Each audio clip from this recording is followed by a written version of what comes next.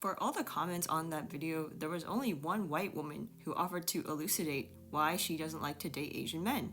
And for some reason, I can't imagine why she deleted her comment. But not to worry, I screenshotted it. Clap, clap, clap, clap, get content farm. Let's see what she had to say. Too many Asian males suffer from small dick energy and have a hive mind. There's a reason every single college student on here doing that stupid turbo AI plug is Asian. LOL.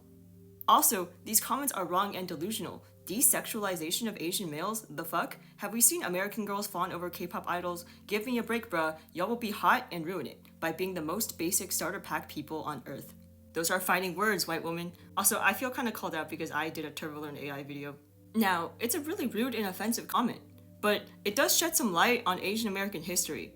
Asians in the US have always been characterized as industrious but lacking soul.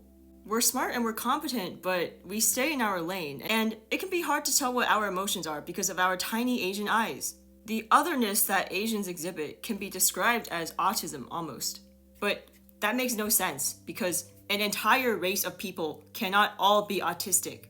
Like, I know a lot of the more well-adjusted Asians on this app will say this is all negative portrayal in media, but it's not just in the media. There are tons of actual Asians that act this way, and I would know personally. One possible explanation is that Asian cultures tend to be more collectivist than individualist. One example of this in play might be the Korean concept of nunchi, which is reading the room.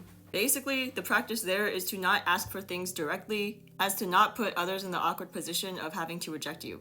Americans often make a social blunder here, but of course they blame the Koreans for being hard to read. You can see this in other Asian cultures as well. This is also why you hear people describe the conversations in Japan as surface level. People who don't understand Asian culture are prone to devaluing and pathologizing it.